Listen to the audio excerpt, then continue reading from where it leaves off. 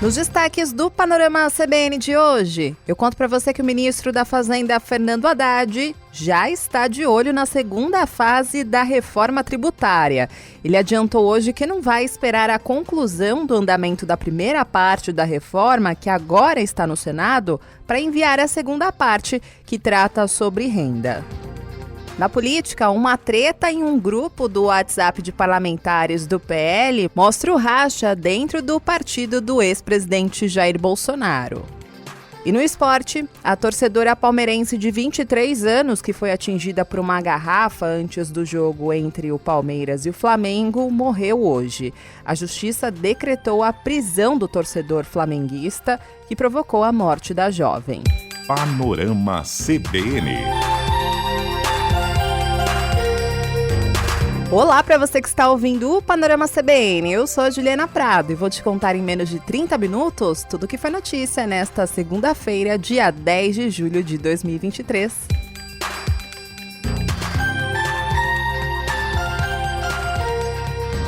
E aí, tudo bem com você? Espero que tenha conseguido descansar, porque vamos para mais uma semana cheia de notícias por aqui. E essa semana, ela já começa com o governo de olho nos próximos passos da reforma tributária, que agora está no Senado. Tudo indica que ela vai ser analisada mesmo só após o recesso parlamentar, que começa oficialmente na semana que vem. Só que o ministro da Fazenda, Fernando Haddad, ele já está de olho para além da votação da primeira parte da reforma tributária. Hoje, em entrevista ao podcast O Assunto do G1, que é conduzido pela Natuza Neri, a nossa comentarista aqui da CBN, também colunista da Globo News e apresentadora do podcast, o ministro adiantou que não vai esperar a conclusão do andamento da primeira parte da reforma tributária para enviar a segunda fase, que trata sobre renda. É nesse texto aí, nessa segunda parte, que o governo vai propor a correção da tabela do imposto de renda, com o aumento da faixa de isenção. Fernando Haddad disse que essa parte vai ser enviada junto com o orçamento de 2024, para que o Congresso entenda que, se não for aprovada, vai ter uma restrição com mais cortes. O ministro defendeu uma responsabilidade compartilhada. O executivo vai fazer a sua parte, que é não criando novas despesas, combatendo o gasto tributário, que é tentando impedir que o Congresso aprove novas desonerações. Agora, é óbvio que eu dependo do Congresso e do Judiciário para que haja uma responsabilidade compartilhada. O que nós precisamos é criar um ambiente saudável no Brasil para atração de investimentos. Mas também o Congresso precisa entender que vai criar uma despesa nova, você tem que ter uma receita correspondente. Após a articulação aí dessa votação de pautas econômicas importantes no Congresso Nacional, o ministro da Fazenda, Fernando Haddad, ele falou sobre a parte política do cargo. Ele disse que se sente menos pressionado do que há 3 meses. No início do governo, eu lembro você, o ministro foi alvo frequente de críticas de político, também do mercado financeiro, até do próprio PT. Só que Haddad disse que, após a aprovação e articulação dessas pautas econômicas importantes, a pressão para cima dele diminuiu de todos os lados. O fogo amigo diminuiu, né? O senhor sentiu o fogo amigo diminuir ao longo das últimas semanas? Eu acho que o amigo e o inimigo, né? O fogo. Eu estou me sentindo menos na frigideira do que eu estava 3 meses atrás. Mas o fogo inimigo também diminuiu, né?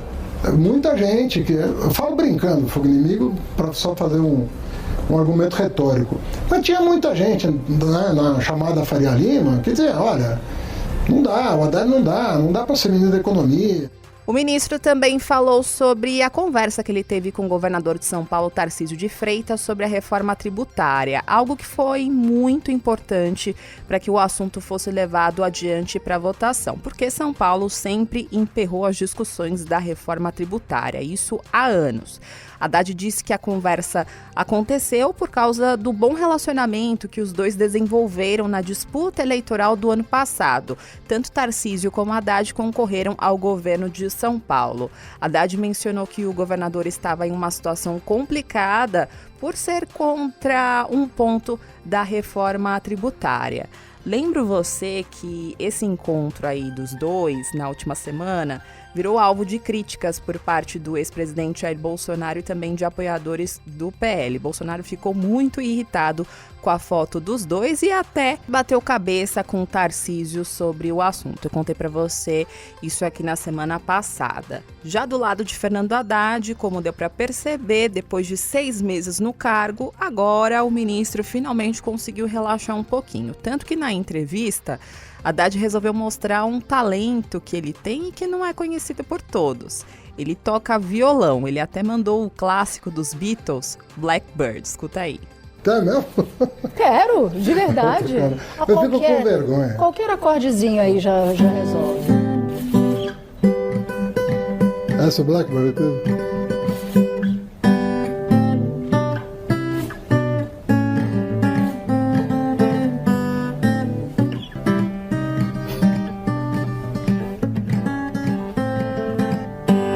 Muito bem, ministro Fernando Haddad.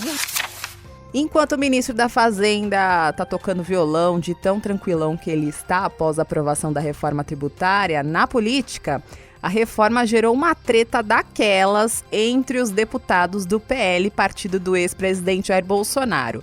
E essa treta aí, ela foi no WhatsApp. Eu vou explicar para você o que aconteceu no grupo dos deputados do PL lá no Zap. A história é a seguinte: nesse final de semana, deputados que votaram contra a reforma tributária e alguns que votaram a favor trocaram farpas no grupo do WhatsApp do partido. E o nível das mensagens foi tão pesado que o administrador do grupo precisou desabilitar aquela função que permite que todos enviem mensagens, sabe? Agora só o ADM pode mandar mensagem. O jornal o Globo teve acesso ao conteúdo das mensagens e os diálogos foram dignos de exibição no programa do Ratinho, viu? Baixaria atrás de baixaria. A discussão no grupo do PL esquentou quando o deputado Vinícius Gurgel, que é do PL do Amapá, passou a reclamar de extremistas e da perseguição aos 20 parlamentares que votaram a favor da reforma tributária. Segundo ele, a perseguição está acontecendo nas redes sociais. Ele foi um dos deputados do PL que apoiaram a proposta. E aí ele escreveu o seguinte no grupo, abre aspas: só não fico ofendendo nas redes sociais quem vota de um jeito. Então peço respeito, cada um tem o seu eleitor. Fecha aspas.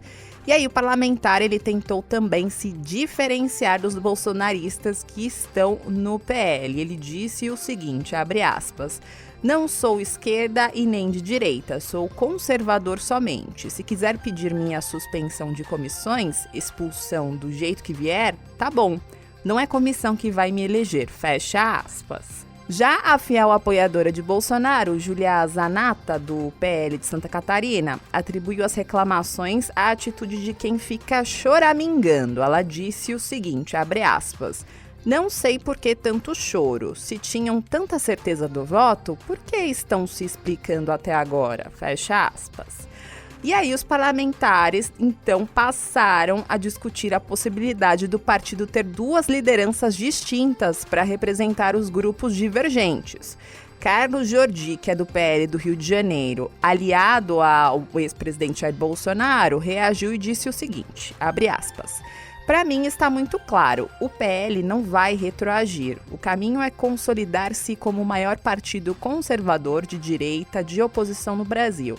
E aqueles que não aceitam essa posição devem sair do partido, fecha aspas.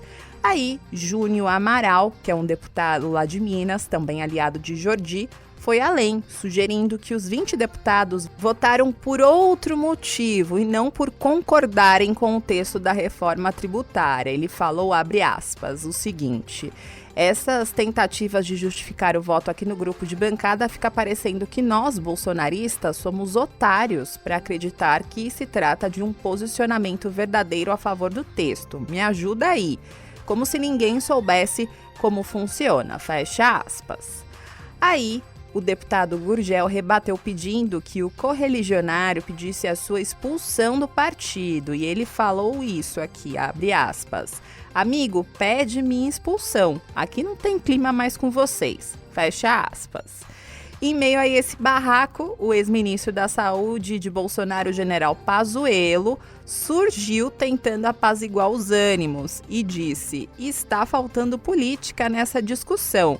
O nome do nosso partido é Partido Liberal. Só pelo nome não cabe radicalismo e acusações. E ele tentou aí apaziguar os ânimos, mas ele não teve sucesso. A discussão prosseguiu com o Gurgel afirmando que o partido parecia um casamento forçado. E lamentou, disse o seguinte, abre aspas, tristeza vocês terem vindo pro PL, fecha aspas. E a discussão foi ficando mais tensa. O deputado André Fernandes, do PL do Ceará, também da ala mais bolsonarista, perguntou, vocês quem? Aí o Gurgel respondeu, você, amigo, é um deles, pede expulsão, não respeita, preferia você em outro partido. E André Fernandes rebate dizendo, não me chame de amigo, não lhe dei essa liberdade. O bolsonarista também disse, tá achando ruim? Pede para sair. E aí Gurgel disse, na hora certa. Depois, um dos deputados escreveu, tá igual o PSL, porque antes de se fundir com o DEM, o PSL se desintegrou em 2019 após apoiadores fiéis a Bolsonaro e outra parte da bancada entrarem em uma briga. Aí a discussão no grupo do PL foi só ladeira abaixo, com ofensas pessoais e tudo mais. Vinícius Gurgel apelou ao expor os podres dos deputados mais radicais, como fez com o deputado Gustavo Gayer, de Goiás. Ele relembrou um processo antigo ao qual o parlamentar respondeu por dirigir alcoolizado. Depois disso, a deputada Júlia Zanata disse, abre aspas, pegou pesado, fecha aspas.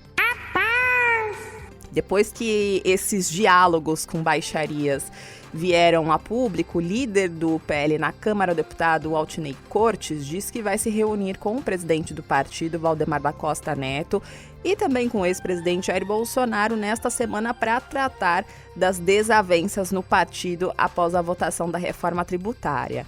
A nossa repórter em Brasília, Larissa Lopes, conversou com a deputada Júlia Zanata sobre esse assunto e ela voltou a dizer hoje que os deputados devem votar de acordo com as suas convicções, mas depois eles devem aguentar o rojão.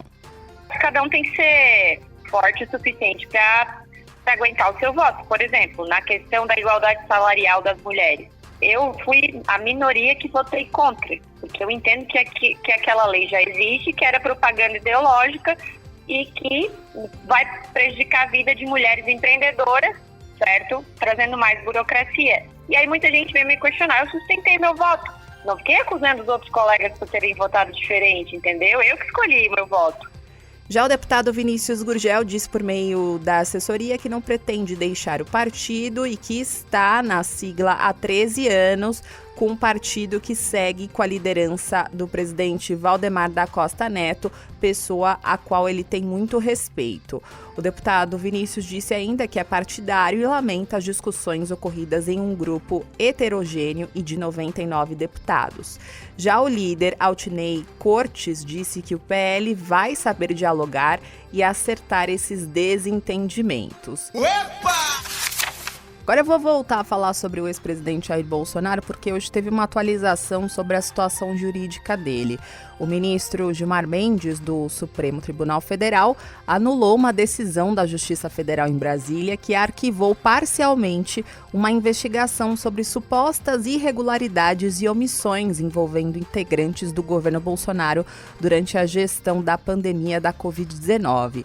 Esse caso corre sob sigilo. O ministro determinou que a Procuradoria-Geral da República, a partir de um relatório produzido pela Polícia Federal, reavalie se há indícios de crimes nas condutas do ex-presidente Jair Bolsonaro, do ex-ministro da Saúde, Eduardo Pazuello, do ex-número 2 do Ministério da Saúde, o coronel Elcio Franco, também da ex-secretária de Gestão do Trabalho e da Educação na Saúde, Mayra Pinheiro, também do presidente do Conselho Federal de Medicina, Mauro Luiz Ribeiro, e do ex-secretário de Comunicação da Presidência da República, Fábio Weingarten.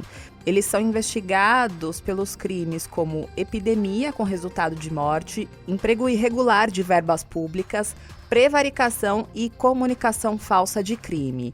O ministro Gilmar Mendes considerou que o arquivamento foi irregular porque os fatos envolviam Pazuello, que após ter assumido o mandato de deputado, ele tem foro privilegiado no STF. Essas investigações aí que eu contei para você começaram na primeira instância a partir das apurações feitas pela CPI da Covid.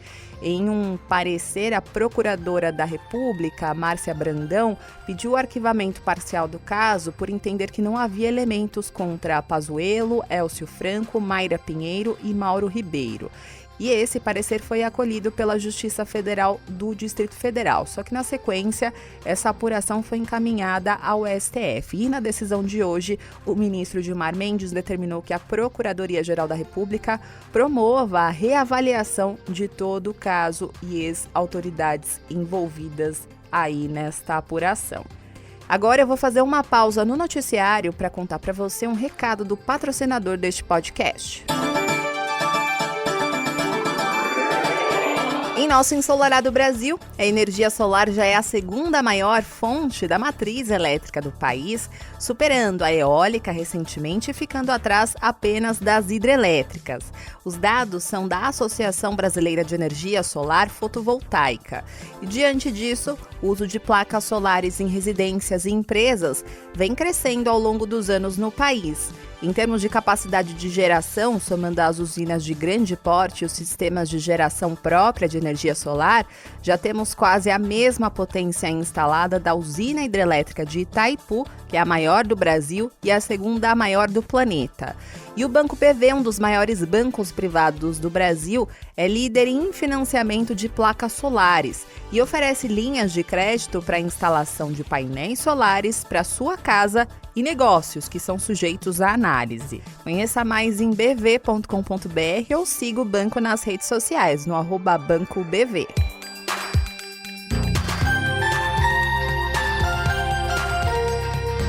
Voltando ao noticiário, eu vou atualizar você uma informação que a Natália Furtado trouxe para você na edição da manhã do Panorama CBN de hoje. Eu estou me referindo ao caso da torcedora palmeirense Gabriela Anelli, de 23 anos, que foi atingida por uma garrafa antes do jogo entre o Palmeiras e o Flamengo no sábado aqui na capital paulista. Ela ficou o final de semana internada, mas ela morreu na manhã desta segunda-feira. Estilhaços da garrafa atingiram o pescoço dela, ela chegou a ser socorrida por uma ambulância do estádio, teve 2 paradas cardíacas dentro do veículo e foi levada para a UTI.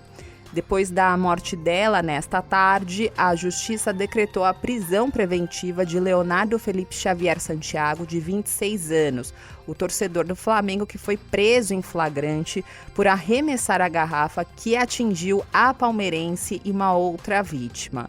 O delegado do caso, César Saad, da Delegacia de Polícia de Repressão e Análise aos Delitos de Intolerância Esportiva, explicou que, por causa da morte de Gabriela, Leonardo Felipe Xavier Santiago agora será indiciado por homicídio doloso, que é quando há intenção de matar.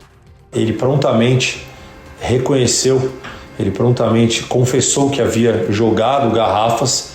O que ele diz é que ele não jogou a garrafa em direção a Gabriela, mas que ele havia jogado.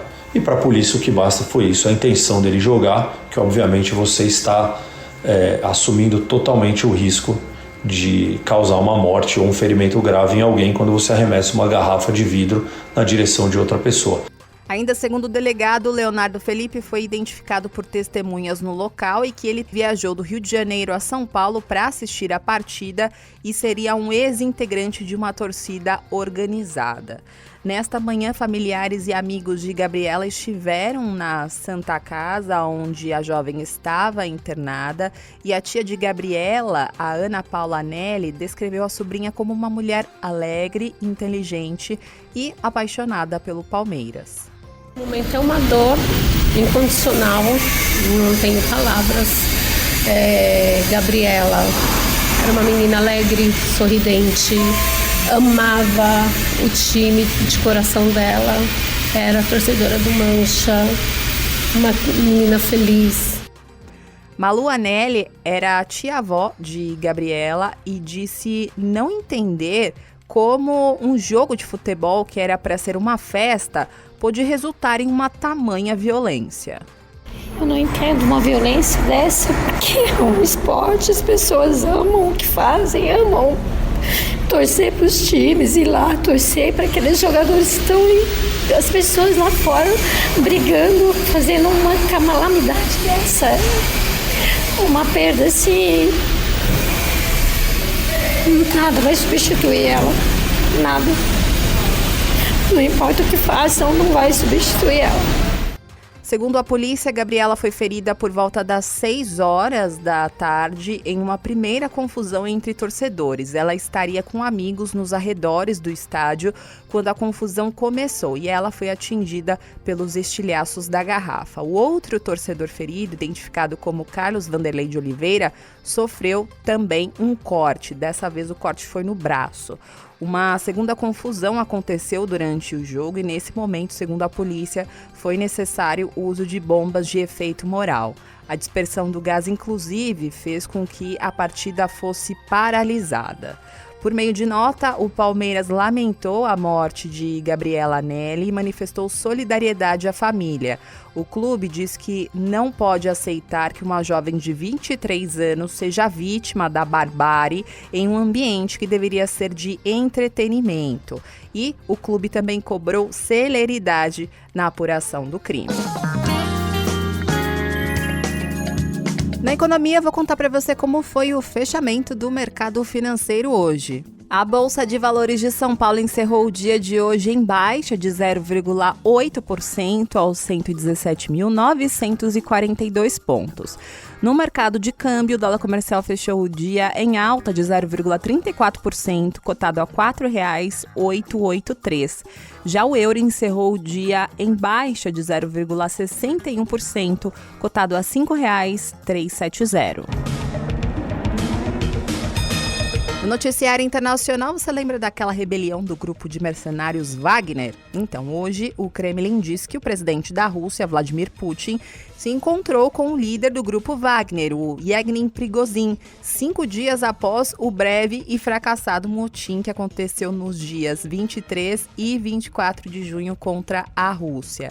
Essa reunião de 3 horas reuniu também outros comandantes do grupo paramilitar, em que a rebelião foi o ápice do mau relacionamento e de reclamações de meses feitas pelo líder dos mercenários contra o alto escalão militar russo.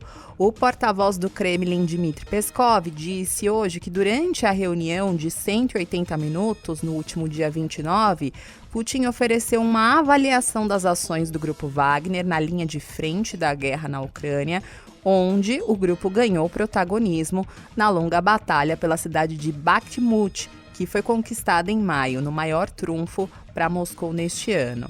O presidente também teria ouvido as explicações dos comandantes e oferecido opções para maior empregabilidade e mais uso em combate. Os comandantes, por sua vez, apresentaram a sua versão dos fatos.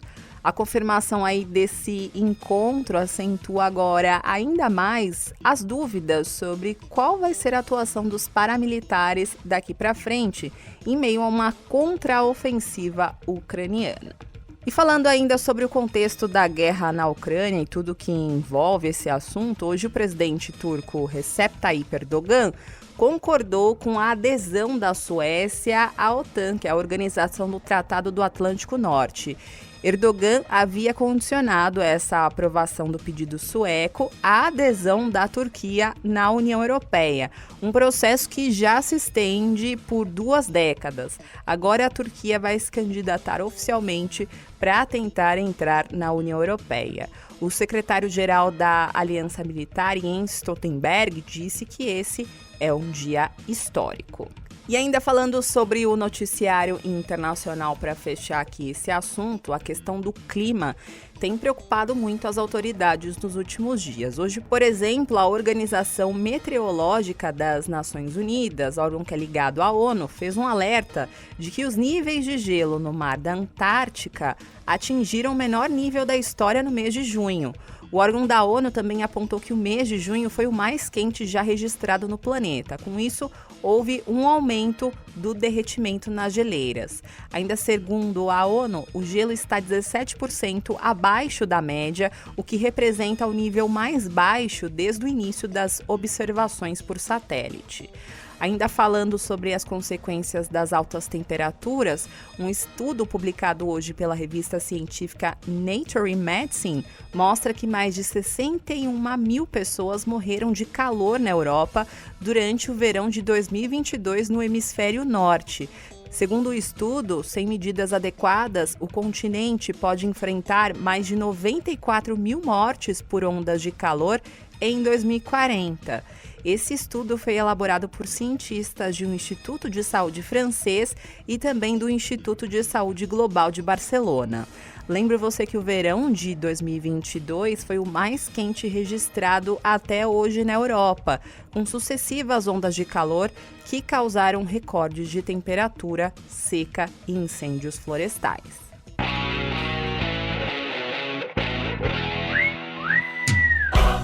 No esporte, infelizmente não deu para a nossa tenista brasileira Bia Haddad. Ela abandonou o jogo contra Elena Rybakina no primeiro set, válido pelas oitavas de final de Wimbledon. Ela desistiu da partida após sentir dores nas costas. Bia pediu atendimento no final do terceiro game, quando ela já perdia o jogo, e a partida foi paralisada em 4-1. Mesmo com um semblante de dor, ela ainda voltou para a quadra para disputar o quinto game. E a tenista conseguiu devolver 2 saques com uma visível dificuldade e começou a chorar. Depois, Bia desistiu do Grand Slam de Londres. Mas mesmo assim, Bia fez sua melhor campanha, vencendo 3 jogos nesse torneio. E essa também foi a melhor campanha do Brasil até aqui.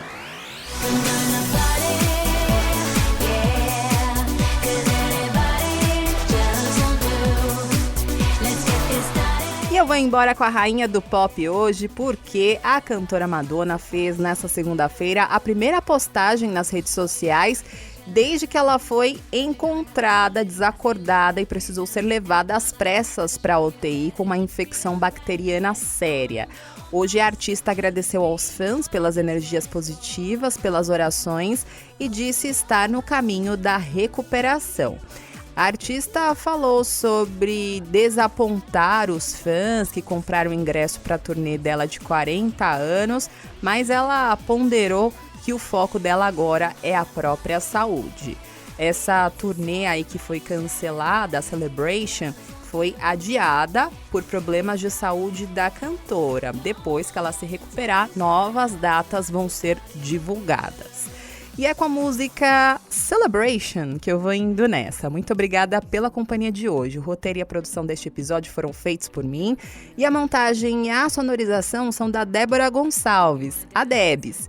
E você pode me encontrar lá nas redes sociais, no @Juliana_Deprado no Twitter.